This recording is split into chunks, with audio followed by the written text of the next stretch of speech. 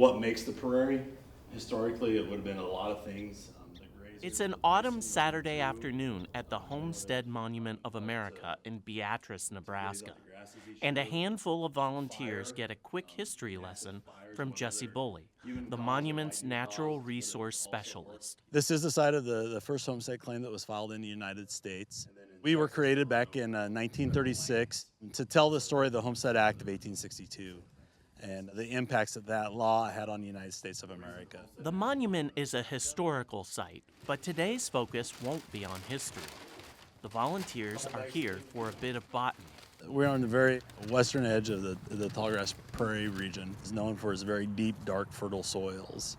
Most of that area has been converted to farmland. By some estimates, less than 1% of the original prairie remains in the United States.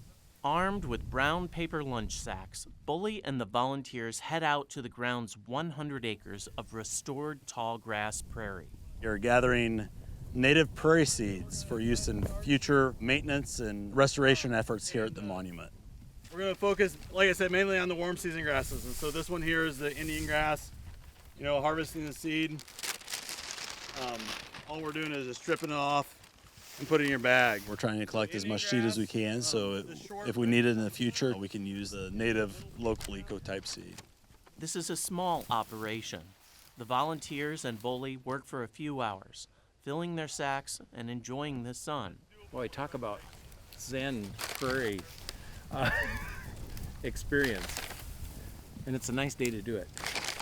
In the end, they'll have a 5-gallon bucket filled with a mix of seeds, ranging from milkweed to Indian grass, that will go into storage with seeds from other collection days. These seeds will be on hand if heavy rains create a washout on the grounds, or if areas need to be restored from man-made projects. This ounce of preparation today could go a long way in making future emergencies more bearable. Staff at the monument know they've got seed that is adapted to their area. Seeds that are ordered online may not be adapted to the climate or environment if they travel long distances. An hour and a half northwest in Aurora, Nebraska, Mike Bullerman of the Prairie Plains Resource Institute understands. Prairie seed is not one size fits all. Not at all.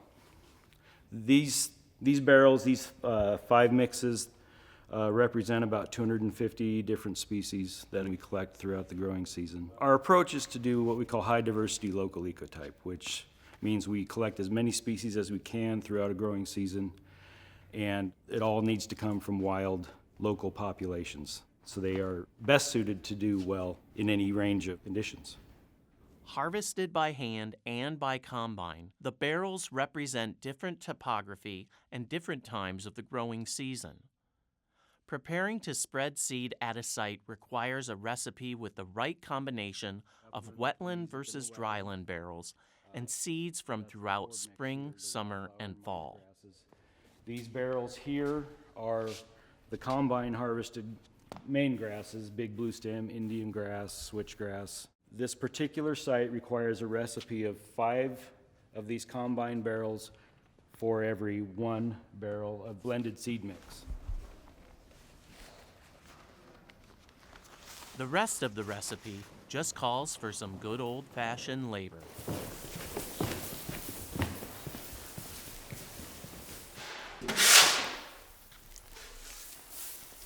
Despite the dust and the sweat, Sarah Bailey, the greenhouse manager and restoration assistant, says it's still a process she can enjoy.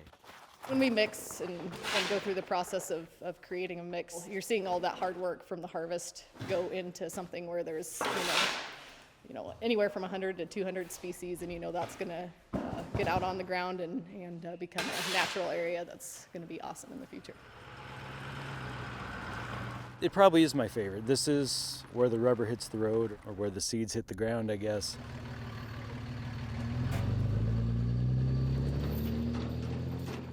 This piece of land has been in a traditional soybean corn rotation up until 2014.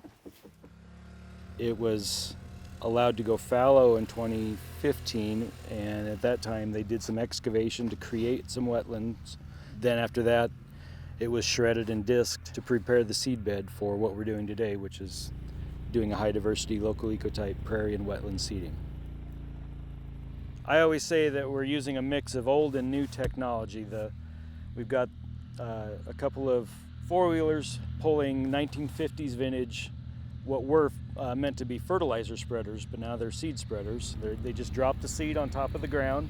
And we also have GPS units mounted on those, so we know where we are at any time in the process. And here it says just over 2 miles is 3 acres.